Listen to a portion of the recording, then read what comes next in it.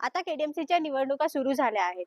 मांडा टिटवाळा परिसरातील मुख्य समस्या आणि काय काय बदल व्हायला हवे तेच जाणून घेण्यासाठी टिटवाळा न्यूज घेऊन आलाय आवाज टिटवाळ्यातील जनतेचा. लोकांचे प्रश्न, त्यांचे मत व अपेक्षा. मी भाग्यश्री आणि माझ्यासोबत आहे जागृती. इसमें जो हो रहा है एक लिए ठीक है, मगर गरीब आदमी के लिए सबसे जरूरी है कि उनका काम समय पर होना। अभी हमारा ही काम है, अभी बहुत से काम रुके हैं। हमारा वोटिंग आईडी का मेरा काम रुका हुआ है, घर का राशन कार्ड का काम रुका हुआ है, नाम बच्चे लोग का नहीं चढ़ा है। ऑफिस में जाते हैं, बोलते समय नहीं है, बाद में आओ, अभी टाइम नहीं है। अभी ये सब समझ लीजिए कि कोई भी रहे, कोई भी कार्यकर्ता रहे, मतलब इनको मतलब गरीब आदमी का फरियाद सुनना जरूरी है, चाहिए। क्योंकि कोई ये समय से अपने जगह पर वो लोग ठीक कर रहे हैं, करना चाहिए। वोटिंग है, ठीक है, आम आदमी है और महंगाई से आदमी जो झेल रहा है उसके लिए विचार अंकुश, महंगाई पर अंकुश लगाना चाहिए, मतलब कैसा क्या करना चाहिए। और हमारे कहने का मतलब यही है कि जो भी है, जितने पार्टी हैं सब अपने जगह पर सही कर रहे हैं, कोई किसी लिए गलत नहीं कर रहा है। और आम जनता इसलिए यही अपील करूंगा कि आप किसी को भी वोट दो, मगर एक भारत के नागरिक के नाते आप किसी को भी वोट दो, मगर दो ऐसा नहीं रहे कि हमारे पार्टी ने हमको नहीं दे, हमारे पार्टी को नहीं दे। ऐसा कभी मन में भेदभाव नहीं रहना चाहिए।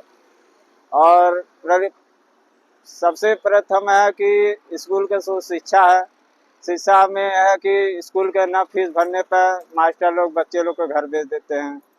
किसी का मतलब मजबूरी रहता है, किसी का पगार नहीं हो पाता है। मैं दिन भर समझिए दिन भर धूप में दौड़ने वाला एक आम नागरिक हूँ, ऐसा तो मैं बड़ा आदमी नहीं हूँ। मगर हमारे घर हमारे बच्चे भी 2-3 पढ़ते हैं, कभी कभी समय फीस नहीं रह पाता है, तो सामने वालों को मतलब मजबूरी समझना चाहिए कि चलो भाई बच्चे के गरीब आदमी है, थोड़ा वो करना चाहिए।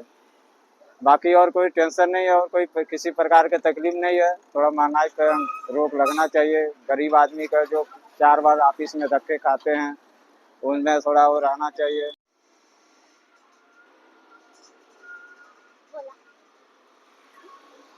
टिटवाळ्यामध्ये कसं सरकारी दवाखाना नाही आहे, तो पलीकडे रेल्वेच्या इकडच्या लोकांना जायला लांब पडतं, त्यामुळे इकडं झाला तर चांगलं होईल।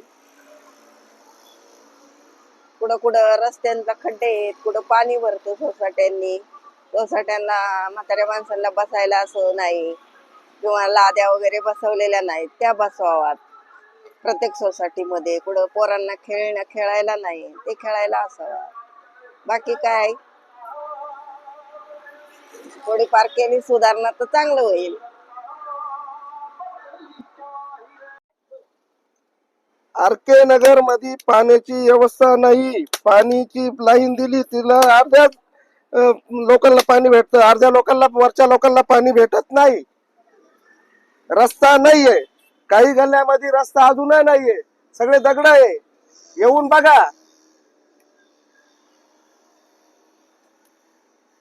येऊन बघा, नंतर काम करा। लाईट बीट सगळी ती होईल ती व्यवस्था, पण आधी रस्ते करा, पाण्याची व्यवस्था करा। पाणी नाहीये, पाणी ती लाईन टाकलेली त्याला सगळे छिद्र करून ठेवलेले, पाणी येत नाही।